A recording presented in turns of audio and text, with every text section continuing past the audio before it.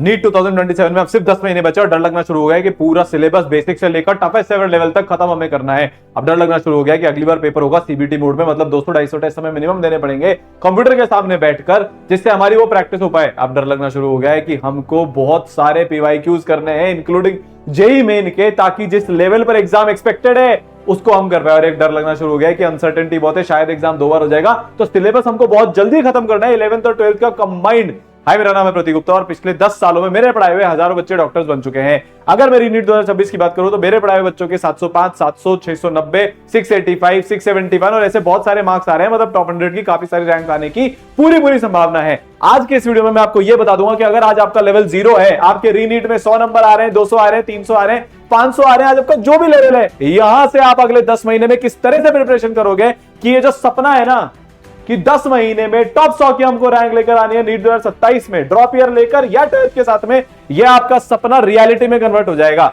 सबसे पहले जाकर एक कॉपी और पेन ले आओ। आज आपको मैं 5 स्ट्रैटेजीज बताने वाला हूं, जिन 5 स्ट्रैटेजीज की मदद से ये सारे बच्चों ने अपना सपना पूरा किया है। और इसके पहले मेरे पढ़ाए हुए बहुत सारे बच्चे AIIMS Delhi, AIIMS Rishikesh, AIIMS Jodhpur, AIIMS Bhopal, AIIMS Patna, अपनी पसंद के एम्स में जाकर पढ़ाई कर रहे हैं।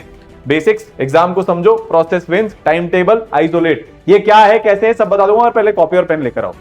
ये कोई मोटिवेशन वीडियो नहीं है कि मैंने आपको एक ऐसी स्ट्रैटेजी बता दी, एकदम से अचानक से कोई इंजेक्शन लग गया और सारी की सारी चीजें जो टॉपर वाली हमारे अंदर आ जाएगी। नहीं, एक 21 दिन का चैलेंज भी आज आपको दूंगा। और ये भी पहले ही बता देता हूं, अगले 21 दिन आपकी लाइफ के वन ऑफ द टफेस्ट होने वाले हैं, क्योंकि अभी तक आपका जो पैटर्न था पढ़ाई करने का, उसको मैं ब्रेक करने वाला हूं।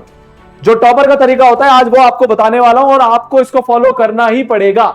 ले आए कॉपी पेन। दूसरी चीज, मैं आपसे एक वादा चाहता हूं, आगे बढ़ने से पहले अगले 10 मिनट में मैं आपके सामने एकदम खोलकर रख दूंगा सबसे प्रैक्टिकल, सबसे ज्यादा वर्किंग स्ट्रैटेजी पूरे भारत के अंदर। शायद इस साल ऑनलाइन में ई-सरल का रिजल्ट फर्स्ट आने वाला है। घर बैठकर बच्चे ये 705 और ऐसे नंबर लेकर आ रहे हैं, कैसे वो आपको बताऊंगा। ऑफलाइन में भी सबसे शानदार आने वाला है, कैसे वो आपको बताऊंगा। ले आए, वादा करने के लिए रेडी हो मेरे से? चलो, कमेंट सेक्शन में आपको मेरे को लिखकर बताना है I will be the greatest. पता है प्रॉब्लम क्या होती है? जब एग्जाम अच्छा नहीं जाता ना, आप अपने सपने डाउन कर लेते हो, आप ऐसे सोचने लग जाते हो यार सिलेक्शन ही हो जाए। नहीं भाई, अब ग्रेटेस्ट के अलावा कुछ नहीं चाहिए। आज जितने भी लोग तुमसे बोल रहे ना प्राइवेट ले ले, आज जितने भी लोग तुम पर विश्वास नहीं कर रहे ना कि फालतू भुगड़ की बातें करता था, डॉक्टर तेरे बस की नहीं है, शायद बोल नहीं रहे पर उनकी आंखों से तुम समझ रहे हो, लोगों ने तुम्हें इग्नोर करना शुरू कर दिया और सबके तुम मुंह बंद करवाना चाहते हो, वो होगा।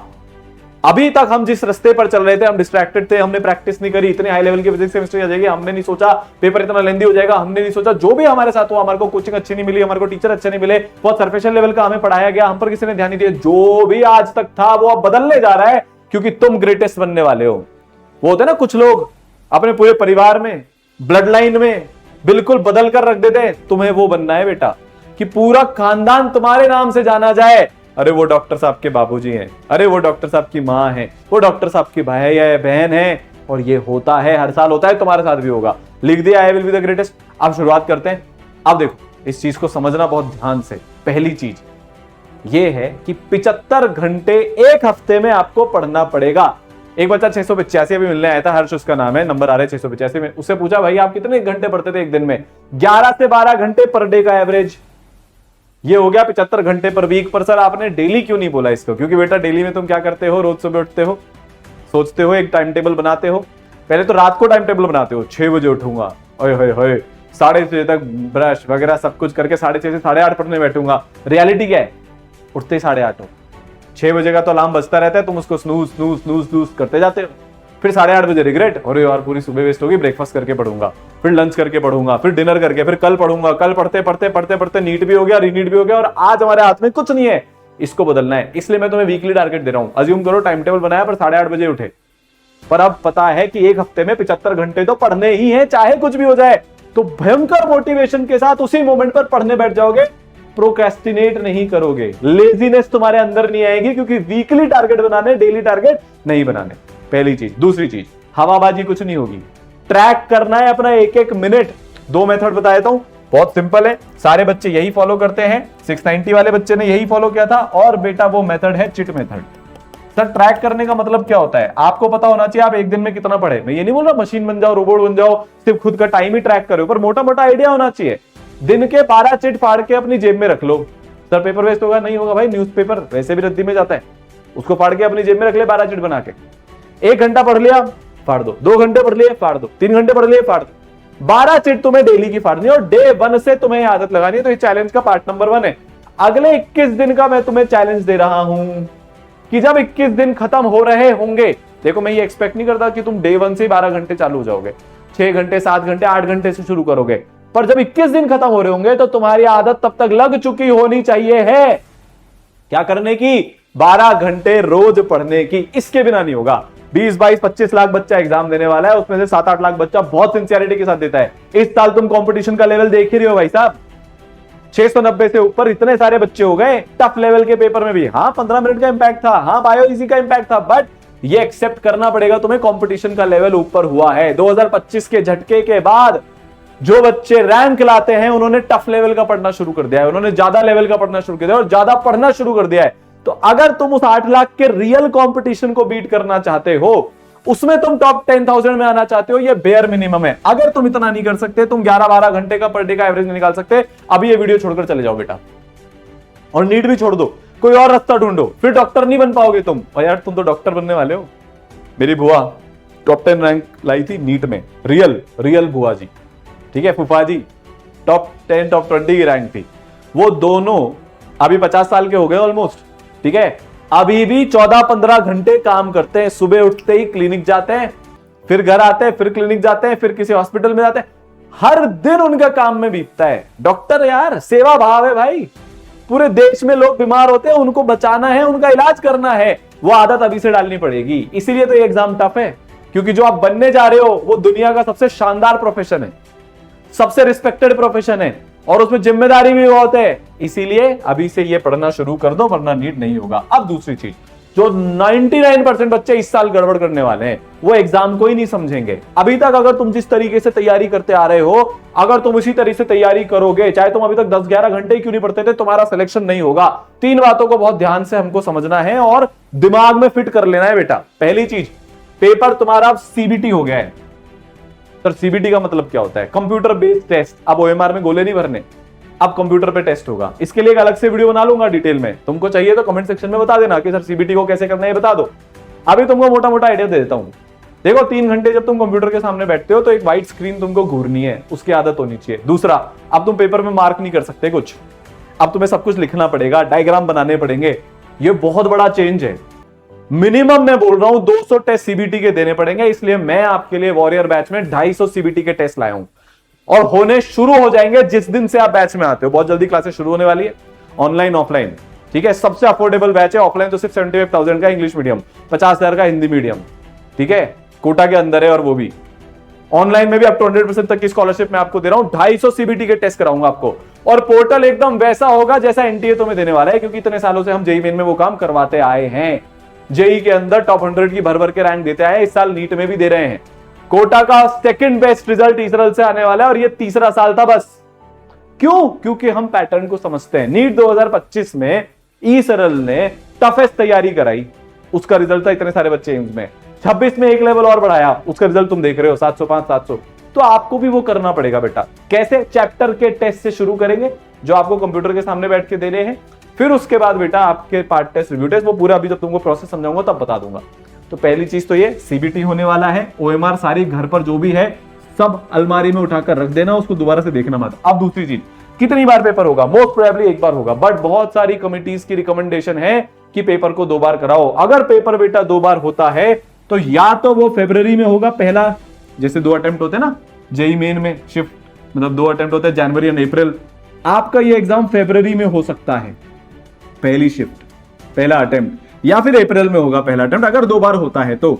और फिर बाकी जो फाइनल अटेम्प्ट है, सेकंड अटेम्प्ट है, वो तो मई में होगा। इसका मतलब हमें बैक ऑफ द माइंड फरवरी की तैयारी मानकर चलनी पड़ेगी। फरवरी की तैयारी मानकर चलनी पड़ेगी का मतलब क्या? फर्स्ट वीक ऑफ जनवरी तक सिलेबस खत्म करना पड़ेगा। मैं आपसे बोल रहा हूं, वादा है कि जनवरी के फर्स्ट वीक तक मैं वॉरियर बैच में आपका सिलेबस खत्म करवा दूंगा, चाहे ऑनलाइन हो, ऑफलाइन हो, इंग्लिश मीडियम हो, हिंदी मीडियम हो, ये तय। ज्यादा पढ़ना पड़ेगा क्या सर? हाँ पढ़ना पड़ेगा। तेज पढ़ना पड़ेगा क्या सर? हाँ पढ़ना पड़ेगा, पर पढ़ाऊंगा एकदम बेसिक से और एकदम शानदार एडवांस के लेवल तक पढ़ाऊंगा, ये भी पक्का है। पर ज्यादा पढ़ाऊंगा, ज्यादा पढ़ना पड़ेगा, ऑप्शन नहीं है। अगर अक्टूबर में एकदम से, और ऐसा नहीं है कि मैं तुम्हें कोई डरा रहा हूं या कुछ कर रहा हूं, एक रियल पॉसिबिलिटी बता रहा हूं, क्योंकि इतनी जगह से आवाज उठकर आ रही है पेपर 2 बार कराओ, सरकार के पास फरवरी से मार्च, मिड फरवरी से मिड मार्च बिल्कुल बुकड है, फर्स्ट वीक ऑफ अप्रैल बिल्कुल बुकड है, मार्च एंड तक आईसीएसई के नहीं तो किसी और बोर्ड के पेपर चलते रहते तब भी नहीं करा सकते, तो बचा फरवरी में बिहार बोर्ड को थोड़ा सा आगे शिफ्ट कर देंगे, जेईई मेन के जज्बात नीट का एग्जाम करा लेंगे, नहीं तो फिर अप्रैल बोर्ड एग्जाम खत्म होने के बाद जेईई मेन के जज्बात या जेईई मेन को थोड़ा सा आगे शिफ्ट करके उसके पहले जेईई मेन को आगे शिफ्ट इसलिए नहीं कर सकते क्योंकि उसमें जे एडवांस भी कराना होता है। आप समझ गए मेरी बात को? तो इसीलिए बैक ऑफ द माइंड हमें सोचकर चलना पड़ेगा कि भैया सिलेबस थोड़ा सा जल्दी खत्म कर लेते हैं। ठीक है, ये क्लियर हो गया। अब आती है बात टफनेस की। देखो जेईई मेन में जब 10 शिफ्ट में एग्जाम होता है तो एक शिफ्ट की 99 परसेंटाइल 150 नंबर भी जाती है और एक शिफ्ट की 99 परसेंटाइल 200 भी जाती है। 10 शिफ्ट में से एक शिफ्ट इतनी टफ कि 150 पे टॉपर आ गया और एक शिफ्ट इतनी इजी कि 200 नंबर पर टॉपर आ रहा है। तो आपके साथ भी ऐसा होगा, इजी शिफ्ट भी आएगी 2024 के जैसी, मीडियम शिफ्ट भी आएगी जो 3 मई का नीट हुआ था उसके जैसी, टफ शिफ्ट भी आएगी रीनीट 2026 के जैसी, और टफेस्ट शिफ्ट भी आएगी जो 25-26 दोनों से एक लेवल ऊपर होगी। अब सर हम क्या करें? आप तैयारी करो बेटा टफेस्ट की, मतलब सर थ्योरी और क्वेश्चन आपको टफेस्ट लेवल के करने हैं।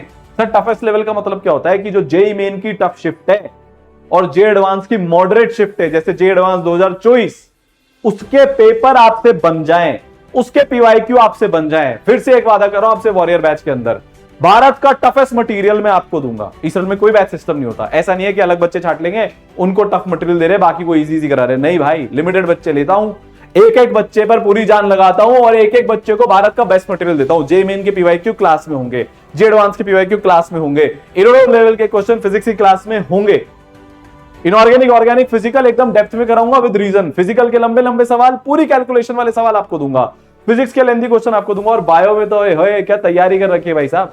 टीचर देखो तुम कौन कौन है, AR 1, 3, 5, 8, 9, 10 मल्टीपल टाइम्स पढ़ाने वाले टीचर लेकर आए हो तुम्हारे लिए। और ये ऐसे सवाल बनाने में लगे ना, कल ही एक सवाल बना रहे थे जिसमें 7 स्टेटमेंट थे बायोलॉजी में। जो बाकी केमिस्ट्री की टीम है वो एक ऐसा सवाल बना रही थी जिसमें इनऑर्गेनिक ऑर्गेनिक फिजिकल तीनों मिक्स हो। ऑर्गेनिक के ऐसे रिएक्शन बना रहे हैं जो A से B से C से D से E F G H I तक, मतलब जो एडवांस लेवल जाता है वहां तक तुम्हारे को कराया जाए। यही करना पड़ेगा। अगर तुम सोच रहे हो कि पहले इजी कर लेता हूं बाद में टफ कर लूंगा, तो बेटा नहीं हो पाएगा। टफेस्ट लेवल की तैयारी करनी पड़ेगी। इजी शिफ्ट आ जाएगी, कोई दिक्कत नहीं है, तुम फोड़ दोगे क्योंकि आपके हम इजी टेस्ट लेंगे, पर थ्योरी और डेली प्रैक्टिस टफेस्ट लेवल की। सवाल कहां से लाओगे? मैं दूंगा आपको सवाल सारे एक से बढ़कर एक, module 1 number, SPP super practice problem, नया मटेरियल बनाया है स्पेशल 27 दिन रात जागकर, जिसमें टफेस्ट लेवल के सवाल हैं वो सब तुम्हारे लिए अवेलेबल करवा दिया है। ठीक है, अब आते हैं सर प्रोसेस, जिससे 705 आए, जिससे 700 आए, जिससे 690 आए, जिससे 685 आए, जिससे 671, 660, ये सारे नंबर आ रहे हैं। सिंपल प्रोसेस होता है जिसको हम बेटा डॉक्टर साइकिल बोलते हैं। पिछले बहुत सालों से इसी साइकिल को फॉलो करते करते बच्चे डॉक्टर बन रहे हैं। इसी साइकिल को फॉलो करके मैंने जे एडवांस क्रैक किया, IIT बॉम्बे पहुंचा। अब ध्यान से सुनना, सबसे पहले तुम्हें करनी है थ्योरी, वो भी डीप वाली। बातें नहीं चाहिए। अब सही बोल रहा हूं मैं, किसी को बुरा लग रहा है अच्छा लग रहा है मुझे नहीं पता, पर मेरा काम है रियलिटी कड़वी सच्चाई बताना। आपको एक ऐसी क्लास में बैठना है जहां पर आपको 70-80% से ज्यादा समझ में ना आए। अगर आप ऐसी क्लास में बैठे हो, कोई भी टीचर हो, कोई भी, अगर आपको सारा समझ में आ रहा है ना, तो आपका सिर्फ आई वॉश किया जा रहा है। आपको खुश रखने के लिए आपके करियर के साथ खेला जा रहा है। बहुत जिम्मेदारी के साथ बोल रहा हूं मैं, क्योंकि बेटा अगर एग्जाम ऐसा आएगा ना टफेस्ट वाला कि 650-660 पे AR1 आ जाए, तो इसका मतलब 10% पेपर वहां पर किसी से भी नहीं बना। तो हमारी क्लास भी ऐसी होनी चाहिए, उसका लेवल इतना होना चाहिए कि हमें घर पर जाकर अपना दिमाग लगाना पड़े उन 10% चीजों को समझने के लिए। कुछ ऐसे सवाल हमारी क्लास में डिस्कस हो, हमारी क्लास में करवाया जाए, हमारी क्लास में होमवर्क में मिले, जो हमको घर पे बनाने में आधा घंटा लग जाए, अपना दिमाग पूरा लगाना पड़ जाए, फिर भी हमसे ना बने। तो बेटा हाईएस्ट क्लास ऑफ थ्योरी पढ़नी पड़ेगी, एकदम डेप्थ में, रीजन के साथ। चाहे वो फिजिक्स हो कि तुम्हारे को कैलकुलेशन का अप्रोच समझ में आए, भारी कैलकुलेटिव सवाल तुम्हें मिले, कॉन्सेप्ट तुम्हें रटाया नहीं जाए, फॉर्मूले तुम्हें रटाए नहीं जाए। अगर ऐसा हो रहा है ना कि काइनेमेटिक्स की क्लास चल रही है, भाई साहब 50 अलग अलग बना दिया हमारे सामने प्रोफाइल और हर एक को रटाया जा रहा है, अंडा रैंक आएगी नीट में। प्योर कॉन्सेप्चुअल पढ़ाई अपने को करनी है। और बायोलॉजी में भी ये कहां पे लिखा हुआ है कि NCERT में से आएगा, बट अब कितनी डेप्थ में आएगा इसकी तो कोई लिमिट नहीं है। तो टफ लेवल का पढ़ो, अच्छे लेवल का पढ़ना है। दूसरी चीज, तुमने थ्योरी करी, उसके जस्ट बाद क्लास खत्म होने के बाद ऑनलाइन आ रहे हो ऑफलाइन आ रहे हो, तुमको नोट्स रिकैप करने। ठीक है, हम नोट्स रिकैप कैसे होते हैं सर? नोट्स रिकैप होते हैं एक्टिव रिकॉल के साथ में। एक्टिव रिकॉल का मतलब क्या होता है सर? आपने पूरा एक बार आप क्लास से आए, एक बार आपने नोट्स पढ़े, जो भी आपको पढ़ाया गया, लेट्स से केमिस्ट्री में कुछ भी आपको पढ़ा दिया, बॉन्डिंग पढ़ा रहे, आज पढ़ाया आपको VSEPR थ्योरी, अब आपने नोट्स बंद किए और बिना नोट्स देखे एक बार अपने दिमाग में सोचा आज सर ने VSEPR में, मैम ने VSEPR में क्या क्या पढ़ाया है। अगर आप सब कुछ रिकॉल कर पा रहे हो तो मतलब आपने नोट्स ढंग से पढ़े। यही काम फिजिक्स में, केमिस्ट्री में और बायोलॉजी में करना है। इसके बाद बेटा आप करोगे होमवर्क, ठीक है, फिर उसके बाद आप बेटा करोगे PYQs, और PYQs सिर्फ नीट के नहीं होंगे, जेईई मेन के भी होंगे और सेलेक्टेड जे एडवांस के भी होंगे। उसके बाद बेटा आप दोगे चैप्टर का टेस्ट, उसके बाद आप दोगे बेटा रिव्यू टेस्ट, उसके बाद आप उस रिव्यू टेस्ट का एनालिसिस करोगे। ई सरल में मैं आपको 20 पेज की एनालिटिक्स की रिपोर्ट दे रहा हूं और ये सारे के सारे CBT मोड में होंगे। ठीक है भैया, फिर उसके बाद आपने जो भी गलतियां करी एनालिसिस करने के बाद आप रिवाइज करोगे, रीप्रैक्टिस करोगे और वापस से फिर आप थ्योरी पे जाओगे अगले चैप्टर की, और इस चैप्टर की तो आप कर ही चुके हो, तो ये साइकिल आपकी पूरी बन गई। ठीक है भाई। अच्छा, एक चीज और, जब आपका सिलेबस चल रहा है, मतलब अभी से लेकर और दिसंबर एंड तक 100 क्वेश्चन पर डे आप कर रहे हो, जिसमें 50 बायो के, 25 फिजिक्स के, 25 केमिस्ट्री के मोटे मोटे, या 60-20-20 भी हो सकते हैं। पर जिस दिन सिलेबस खत्म हुआ उसके अगले दिन से आपको 150 क्वेश्चन प्रैक्टिस करने हैं पर डे। इस तरीके से जब आप एक कैलकुलेशन बिठाओगे तो करीब करीब 40,000 क्वेश्चन आपको करने हैं आपके नीट के एग्जाम के पहले। ये मिनिमम नंबर ऑफ क्वेश्चन है जो आपको करने ही करने हैं। अब सब इतनी सारी चीजें सर, कभी हम क्लास मिस कर देते हैं, फिर हमारे बैकलॉग चल जाते हैं, इसलिए मैं आपको इस सरल में 2 मेंटर दे रहा हूं, ऑनलाइन ऑफलाइन। ऑनलाइन कर रहे हो, क्लास नहीं कर रहे, फोन आ जाएगा तुरंत, नहीं तो पेरेंट्स के पास चला जाएगा। ऑफलाइन हो, क्लास नहीं आ रहे, पेरेंट्स के पास तो मैसेज जाएगा ही जाएगा, मेंटर खुद तुम्हारे हॉस्टल पहुंच जाएंगे, तो क्लास में तुमको करवा कर मानूंगा। अच्छा सर, टाइम टेबल क्या होना चाहिए बताता हूं तुम्हें, उससे पहले और ध्यान से सुनो। तुम्हारा होमवर्क चेकिंग लगाऊंगा, टेस्ट चेकिंग लगाऊंगा, टेस्ट एनालिसिस लगाऊंगा। तुम्हारे को जो तकलीफ आ रही है पूरे 10 महीने, उन 2 मेंटर को तुम अपनी भैया दीदी समझो और उनको कॉल करके अपनी प्रॉब्लम वहीं के वहीं रिजॉल्व करवाओ। ठीक है, चलो आगे चलते हैं बेटा। अब टाइम टेबल क्या होना चाहिए, मैंने 3 पार्ट तुमको बताए, उसमें मैंने इसको ब्रेक कर दिया है। रोज 12 घंटे पढ़ना है, 5 घंटे की हमारी लाइव इंटरैक्टिव या ऑफलाइन क्लास होनी चाहिए जिसमें कम बच्चे बैठे हैं। अगर तुम एक ऐसी क्लास में बैठे हो ऑफलाइन जिसमें 300 बच्चे, 400 बच्चे, तो सिलेक्शन नहीं होगा बेटा। बहुत सालों से कोटा में भी चल रही है, बाकी जगह भी चल रही है, महाराष्ट्र में भी चल रही है और स्टेट में भी चल रही है, वहां से सिलेक्शन रेशियो पता कर लेना, ऑलमोस्ट 0 होता है। छोटी क्लास होनी चाहिए, 100-120 से ज्यादा बच्चे नहीं होने चाहिए उस क्लास में, तब जाकर तुम अपने टीचर से बात कर पाते हो। ऑनलाइन में तो आजकल पता नहीं क्या ही हो गया है, लाखों बच्चे बैठे हुए, अब टीचर से इंटरैक्ट नहीं हो रहा है, टीचर से इंटरैक्ट नहीं हो रहा है तो डाउट इकट्ठे होते जा रहे हैं, हम ऑल्टरनेट मेथड नहीं सीख पा रहे हैं। तो अगर क्लास करनी है तो वो इंटरैक्टिव होनी चाहिए या छोटी ऑफलाइन बैच होनी चाहिए, ये दोनों चीजें मैं तुम्हें दे रहा हूं। सबसे छोटी ऑनलाइन क्लास दूंगा, 2 वे इंटरैक्टिव, 1, 3, 5, 8, 9, 10 वाले टीचर। अनम्यूट करो खुद को, ऑडियो तुम्हारा ऑन हो जाएगा, मतलब वीडियो तुम्हारा ऑन है, वहीं के वहीं डाउट पूछ लिया। 5 घंटे प्रैक्टिस को देने बेटा और 2 घंटे नोट्स रिकैप को देने। नोट्स रिकैप में फिजिक्स में बहुत ज्यादा नोट्स रिकैप नहीं करना होता, फॉर्मूला पढ़े काम हो जाता है। फिजिकल में बहुत ज्यादा नोट्स रिकैप नहीं करना होता, फॉर्मूला पढ़े काम हो जाता है। बट अगर केमिस्ट्री में इनऑर्गेनिक चल रही है या ऑर्गेनिक चल रही है और बायो तो रोज ही, इसके नोट्स में तुमको ज्यादा टाइम बिताना है क्योंकि इसके होमवर्क में कम टाइम लगता है। बात समझ गए? तो ये तुम्हारी पूरी साइकिल हो जाएगी। यहां तक सबको बात समझ में आई? अब इसके बाद आते हैं फाइनल चीज, आइसोलेट। ठीक है बेटा, अब मेरी बात बहुत ध्यान से सुनना, एकदम एकाग्रता के साथ। 10 महीने बाद की एक सिचुएशन इमेजिन कर, रिजल्ट आया, नॉट सेलेक्टेड लिखा हुआ है, इसके बाद घर वाले डॉक्टर बनने की तैयारी नहीं करने देंगे, ये फर्स्ट एंड लास्ट चांस है। दूसरी सिचुएशन इमेजिन कर, रिजल्ट आया, 690 700 मार्क्स आए, टॉप 100 टॉप 500 की रैंक आई है, माता पिता के चेहरे की वो खुशी, तेरे अंदर का वो सेटिस्फैक्शन और पूरे मोहल्ले में बटती हुई मिठाई कि भाई हमारे गांव का, हमारे शहर का, हमारे मोहल्ले का लड़का लड़की डॉक्टर साहब बन गए। क्या चूज करोगे? अभी जो एग्जाम दिया उसमें क्यों नहीं हुआ तुम्हारा, या अभी तक तुम्हारी पढ़ाई अच्छी क्यों नहीं चल रही है? सबसे बड़ा कारण है डिस्ट्रैक्शन। भाई साहब तुम लगे पड़े रहते हो यार, अब गायब होना पड़ेगा, पागल होना पड़ेगा। कोई बाबू सोना का चक्कर नहीं, कोई स्क्रोलिंग में टाइम वेस्ट नहीं, कोई फालतू की दोस्ती यारी नहीं, सिर्फ एक पागलों जैसा फोकस। ये मेरी गारंटी है, जिंदगी के रंग बदल जाएंगे और मैंने बदलते हुए देखे हैं। और इसके लिए क्या करना है? अपनी लाइफ में तुमको बेटा 1 आवर रूल इंप्लीमेंट करना है, और ये 21 दिन के चैलेंज का दूसरा पार्ट है। पहला पार्ट था कि तुमको 12 घंटे पढ़ाई पे पहुंचना है, दूसरा अगर तुम सीरियस हो, आज चलो तुम्हें एक चैलेंज दे रहा हूं 21 दिन का, अगर तुम सीरियस हो, अगर तुम लाइफ में कुछ करना चाहते हो, तुमने छिछोरे मूवी में देखा होगा कि वो सबसे बड़ी वो चीज छोड़ देते जो उनको सबसे प्यारी होती है, कुछ पाने के लिए कुछ खोना पड़ता है। आज तुमसे मांग रहा हूं, तुम्हारी लाइफ का जो भी पीक डिस्ट्रैक्शन है, गेमिंग, दोस्ती यारी, बाबूशाना, स्क्रोलिंग, जो भी है, उसको 1 घंटे पे लिमिट कर दो बस। दिन का 1 घंटा, वो भी टाइम फिक्स्ड। ये नहीं बोल रहा एकदम छोड़ दो, ह्यूमन नहीं है वो, पर लिमिट तो करना पड़ेगा, क्योंकि अगर तुम बहुत ज्यादा डिस्ट्रैक्शन को हाँ करोगे तो डॉक्टर बनने के ड्रीम को ना करना पड़ेगा, और अगर डॉक्टर बनने के ड्रीम को हाँ करना चाहते हो तो डिस्ट्रैक्शन को ना कर दो।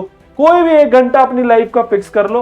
मोस्ट प्रोबेबली ये रात के टाइम पे होना चाहिए, सुबह सुबह तो काम में लगेंगे, सुबह सुबह तो पढ़ाई करेंगे, उससे ज्यादा तुम नहीं डिस्ट्रैक्शन यूज कर सकते।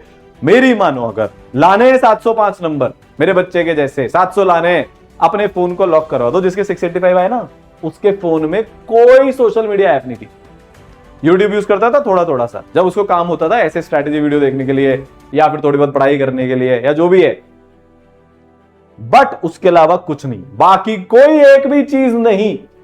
बात समझ गए? क्लियर हो गया? तो फोन लॉक करवा लेना अपना घर वालों से। ऑफलाइन आ रहे हो इसरल में तो मेंटर तुम्हारा फोन लॉक कर देंगे, ठीक है, बट फोन लॉक करवा लेना 21 दिन तक, आदत अपने आप छूट जाएगी। ठीक है, बस यही बताने आया था। ये फॉलो कर लो, तुम पहुंच जाओगे एम्स, जो तुम्हारी पसंद का एम्स है, दिल्ली, ऋषिकेश, जहां जाना चाहते हो। ठीक है, मिलते हैं। 21 दिन का तुम्हें चैलेंज दिया है, याद रखना 2 पार्ट है, 12 घंटे पढ़ना है और 1 घंटे से ज्यादा डिस्ट्रैक्शन नहीं रखना है। All the best. और भी तुम्हें कोई और हेल्प चाहिए हो कमेंट सेक्शन में बता देना, उसका वीडियो बना दूंगा, या तुम्हारे को इसरल के ऐप पे वो रिसोर्स लाकर दे दूंगा। मिलते हैं, मचा दो।